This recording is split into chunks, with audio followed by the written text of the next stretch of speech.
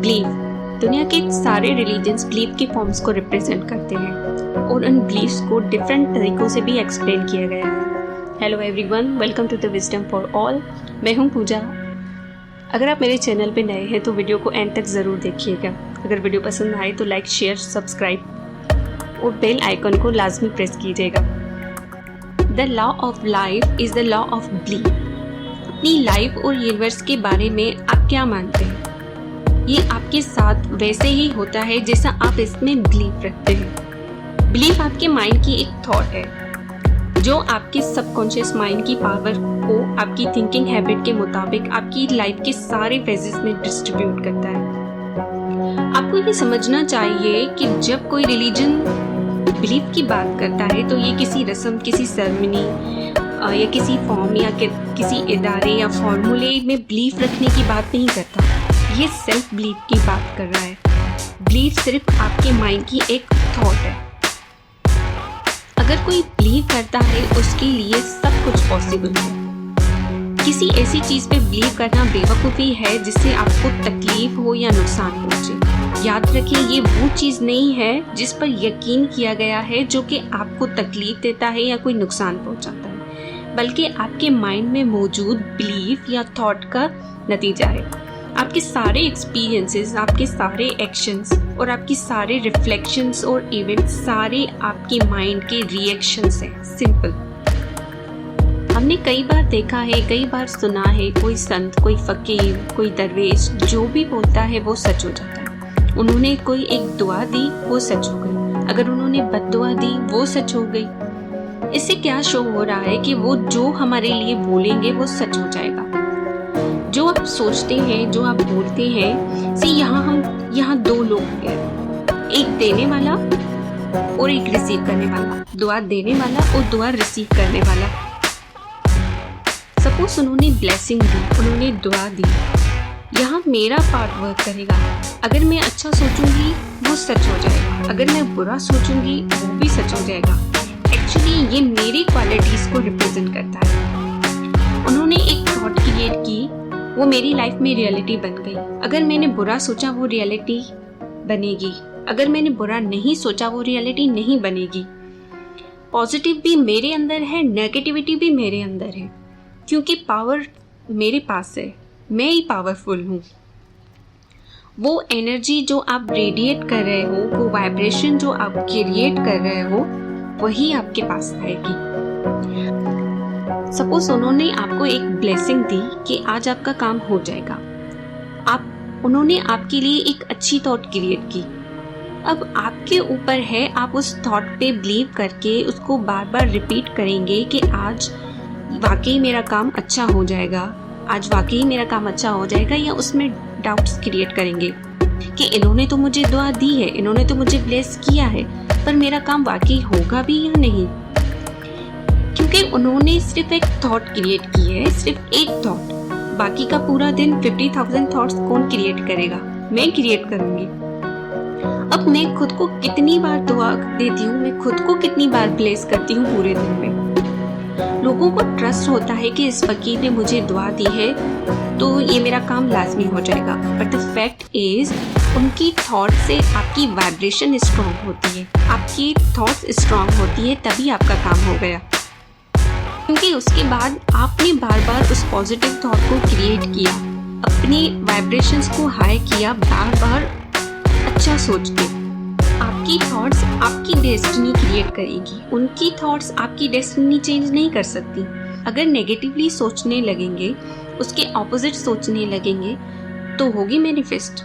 नहीं होगी, क्योंकि मैंने उनकी ब्लेसिंग को रिसीव ही नहीं किया, उनकी थॉट्स को एक्सेप्ट ही नहीं किया, और हम ब्लेम करना दूसरों को शुरू कर देते हैं। उन्होंने शायद मुझे दिल से दुआ नहीं दी, इसीलिए मेरा काम नहीं हुआ। आप चेक करो उसके बाद आपने किस थॉट को फोकस किया। पता नहीं काम होगा या नहीं होगा, कैसे होगा, तो आप दूसरों को कैसे ब्लेम कर सकते हो, किसी और को कैसे ब्लेम कर सकते हो? आप उनकी अच्छी थॉट से मेरा कॉन्फिडेंस बूस्ट होगा, मेरी वाइब्रेशंस बूस्ट होंगी, मेरी डेस्टिनी चेंज नहीं होगी। उनकी थॉट से मेरा कॉन्फिडेंस बूस्ट होगा, मेरी वाइब्रेशंस हाई होंगे। ऐसे ही आगे उन्होंने अगर मुझे बद्दुआ दी बट मैंने उनकी बद्दुआ को एक्सेप्ट नहीं किया, उनकी थॉट को अपनी थॉट नहीं बनाया, तो वो रियलिटी भी नहीं बनेगी। फिर वो क्या, कोई भी आपको बुरा बोले, कोई भी आपको कितना भी नेगेटिव बोले, जब तक आप उसे एक्सेप्ट नहीं करेंगे वो रियलिटी कभी भी नहीं बनेगी, क्योंकि पावर आप में है। हीलिंग प्रोसेस, हर चीज में सिर्फ एक ही यूनिवर्सल हीलिंग प्रोसेस काम करता है। कोई भी लिविंग बीइंग हो, कोई भी, whether it's cat, dog, plant, हवा हो, जमीन हो, एनीथिंग, एवरीथिंग, ये life principle animals, vegetables, kingdoms and दूसरे इंस्टिंक्ट के जरिए लॉ ऑफ ग्रोथ के तहत काम करता है। क्योंकि हम ह्यूमंस कॉन्शियसली इस प्रिंसिपल से अवेयर हैं, इसीलिए हम कॉन्शियसली इसे बहुत से मेथड से यूज करके खुद को ब्लेस कर सकते हैं। इस यूनिवर्सल पावर को यूज करने के बहुत ही सारे मेथड्स एंड टेक्निक्स हैं, बट हीलिंग प्रोसेस सिर्फ एक ही है और वो है बिलीफ, फेथ हीलिंग। इसका मीनिंग क्या है और ब्लाइंड फेथ कैसे काम करता है?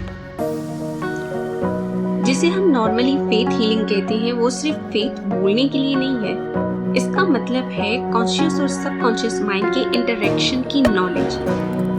फेथ हीलर किसे कहते हैं? फेथ हीलर वो होता है जो कि हील तो करता है, बट उसकी हीलिंग के पीछे उन पावर्स एंड फोर्सेस की, साइंस की नॉलेज नहीं होती उनको। वो हील तो करते हैं बट उनको साइंटिफिक नॉलेज नहीं होती। वो हीलर्स क्लेम करते हैं कि उनके पास कोई स्पेशल गिफ्ट है, और जो बीमार लोग हैं उनका उन पे बहुत ही, उनकी पावर्स में और उन पे बहुत ही ट्रस्ट होता है। इवन कि आप कह सकते हैं कि ब्लाइंड ट्रस्ट होता है, अंधा विश्वास होता है, जिसकी वजह से उनको रिजल्ट्स मिलते हैं। वर्ल्ड के डिफरेंट पार्ट्स में ऐसे कई सारे ट्रेडिशनल हीलर्स मौजूद हैं। वो पेशेंट्स का ट्रीटमेंट डांस के थ्रू करते हैं, स्पिरिट्स के थ्रू करते हैं। कोई भी ऐसा मेथड जो आपके डर को, आपकी वरीज को फेथ में बदल दे, उम्मीद में चेंज कर दे, वो ज़रूर हील करेगा। हमेशा याद रखें, अगर आप वाकई हीलिंग पावर्स चाहते हैं तो आप उसे बिलीफ के थ्रू पा सकते हैं, जिसका मीनिंग है आपके कॉन्शियस और सबकॉन्शियस माइंड की वर्किंग के बारे में नॉलेज होना। बिलीफ समझ के साथ आता है। ब्लाइंड बिलीफ का मीनिंग ये है कि कोई शख्स उसमें इन्वॉल्व फोर्सेस और पावर्स की साइंस को समझे बगैर रिजल्ट्स हासिल कर सकता है। अगर आपको लगता है कि आपकी प्रेयर्स का आंसर नहीं मिलता जैसा कि आप चाहते हैं, फिर क्या आपको इसके बेसिक को या इसके फंडामेंटल्स को समझना चाहिए? ये है कॉन्फिडेंस की कमी या बहुत ज़्यादा कोशिश। बहुत से लोग अपने कॉन्शियस और सबकॉन्शियस माइंड की वर्किंग को पूरी तरह से नहीं समझ पाते और आंसर ना मिलने की वजह से अपनी दुआओं को रोक देते हैं। जब आप जानते हैं कि आपका दिमाग कैसे काम करता है तो आपको एक हद तक कॉन्फिडेंस आ जाता है। नाउ ये तो ऑब्वियस है कि आपको इस फेलियर को ओवरकम करना है, तो इसके लिए आपको क्या करना है? सिर्फ अपने माइंड से उस आइडिया को, उस रिक्वेस्ट को एक्सेप्ट करवाना है।